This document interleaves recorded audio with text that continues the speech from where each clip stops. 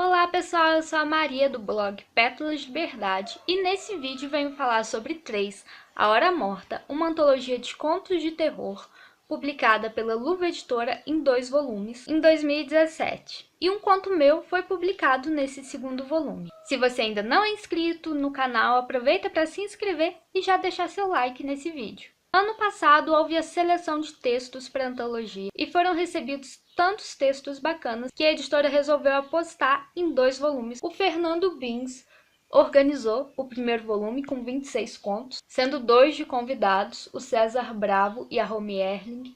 Os dois têm livros publicados pela Darkside. E o Vitor Graziano organizou o volume 2, que também conta com 26 contos, sendo 3 de convidados. A Cláudia Lemes, autora de Eu Vejo Kate, o Marcos de Brito, de O Escravo de Capela, e a Soraya Abuchan, de A Vila dos Pecados. Os contos deveriam ter alguma ligação com alguma lenda urbana ou com a chamada de Hora Morta, que pela explicação da sinopse. Chamada de Hora Morta, ou Hora do Diabo, às 3 da manhã, tornou-se conhecida por ser o horário em que os portais para o submundo são abertos, aumentando a influência de manifestações demoníacas e maldições espirituais sobre a Terra.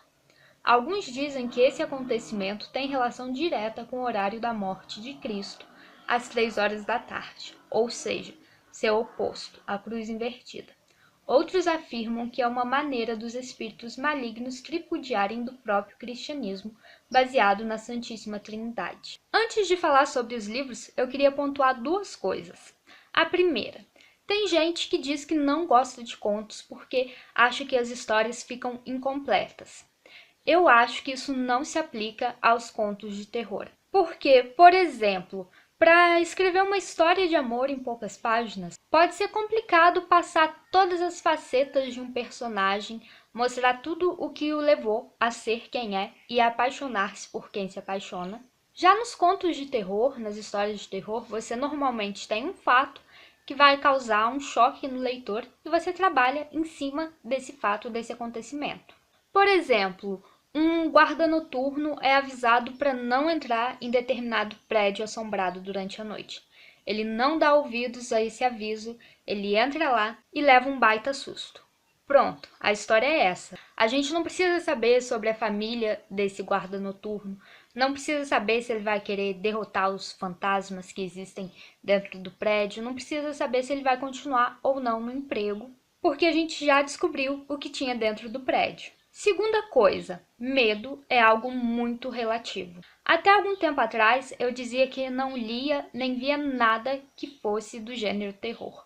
Mas eu não tinha de fato visto ou lido alguma história de terror. Então esse meu medo não tinha base. E quando eu comecei a me arriscar a ler algumas histórias de terror, eu percebi que eu tinha um medo bobo que estava me impedindo de encontrar histórias super interessantes. Então, se você já tentou ler mais de uma história de terror e se sentiu mal com essas leituras, eu super entendo que você não queira mais ler coisas do gênero.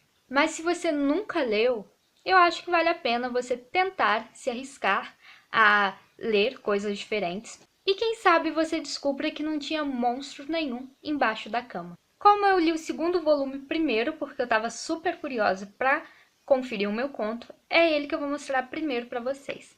Aqui na capa a gente tem a boneca sem cabeça e aqui na orelha vem a lista dos nomes dos contos. Aqui a gente tem esse detalhe de fogo. Aqui tem essa página assim. Tem uma ilustração que eu vou passar rapidinho. E aqui a gente tem o prefácio do Vitor. E aqui o primeiro conto. Cada conto começa com a foto do autor e o nome dele. E a gente tem a mini biografia. No caso dos convidados, eles têm uma página só para eles. E no caso dos demais autores, a página é compartilhada. Como vocês podem ver, as páginas são de um cinza, um tom de cinza. Tem letras, margem e espaçamento de ótimo tamanho. E a revisão tá bem bacana. Aqui no final, a gente tem o nome dos autores dessa antologia. E aqui é a contracapa. O volume 1 segue basicamente só algumas ilustrações que são diferentes. Por exemplo, a capa, aqui a boneca tem cabeça e o tom não é tão vermelho também. Aí aqui tá a lista de contos. A boneca, aqui ela novamente. Também temos uma ilustração. Aqui a gente tem a foto do organizador com um prefácio. E a diagramação segue o mesmo padrão. Aqui ao final tem a lista de autores. E essa é a contracapa. Lá no Instagram, eu já fiz uma série de posts comentando sobre a premissa de cada conto.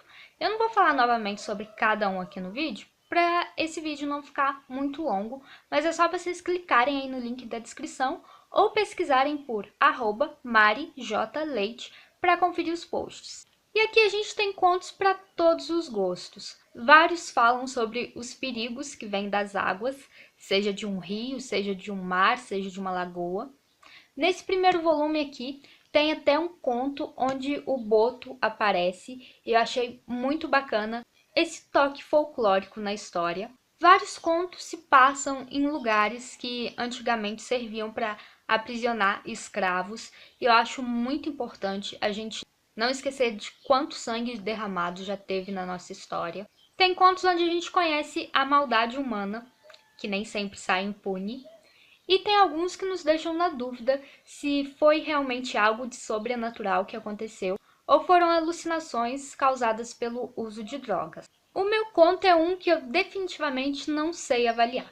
Aqui na minha cidade, Liberdade, existia um hospital caindo aos pedaços que eu usei para cenário da história, só a título de curiosidade.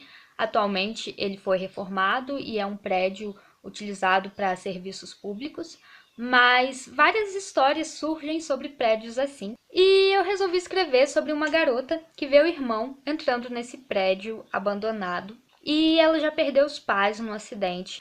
Os dois moram com o avô e ela fica com muito medo de o irmão entrar lá dentro e fazer alguma besteira. Eu tentei colocar algo meio sobrenatural no final.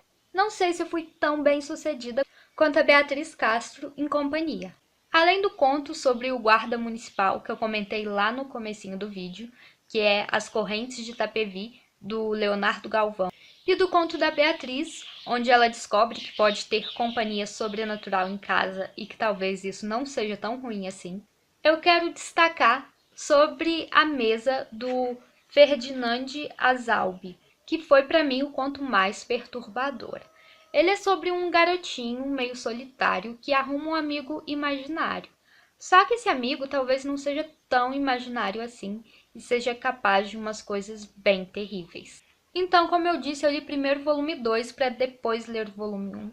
E eu não sei se eu já estava mais preparada, mas me pareceu que no volume 2 as histórias eram mais fortes, enquanto que no volume 1 me pareceu que alguns contos tinham uma escrita mais elaborada e já no volume 2 uma escrita mais diversificada. Destacando alguns contos desse primeiro volume, A Feiticeira do Teles, da I.M. Dias, me trouxe toda a tensão de ter que voltar para casa numa madrugada do Rio de Janeiro.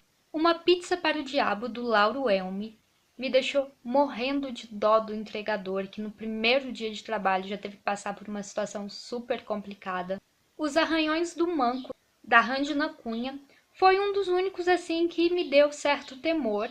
A protagonista não deu ouvidos aos conselhos de como proteger sua casa nova e acabou ouvindo uns barulhos muito estranhos vindo do chão. E Sem Palavrões nessa Família, do Alex Rebonato, é um conto que eu acho que mais pessoas deveriam conhecer para entender um pouquinho do peso que as nossas palavras podem trazer para as nossas vidas. Enfim, como eu já disse, medo é algo muito relativo e eu não tenho como garantir que vocês vão morrer de medo, ficar muito assustados lendo essas histórias. Também não posso garantir que vocês não vão ficar nem um pouquinho impressionados, porque cada leitor vai ter uma experiência diferente lendo essas histórias.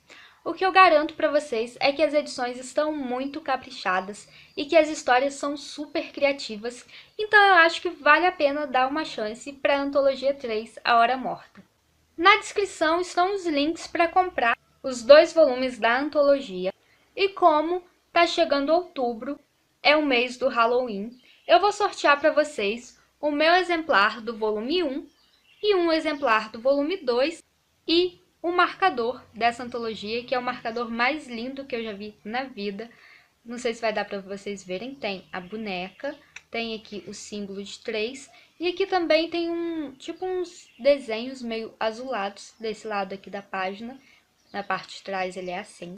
Então, um sortudo vai ganhar os 2 exemplares e o marcador. E você pode participar tanto pelo YouTube, quanto pelo blog, pela fanpage, pelo Instagram ou pelo meu Twitter. Vai ser um formulário só para todas as redes sociais. Você pode participar por uma ou por todas. Na descrição tá bem explicadinho como participar. E por hoje é só, eu espero que vocês tenham gostado de conhecer um pouquinho sobre a Antologia 3, A Hora Morta. E por hoje é só, até o próximo vídeo. Tchau!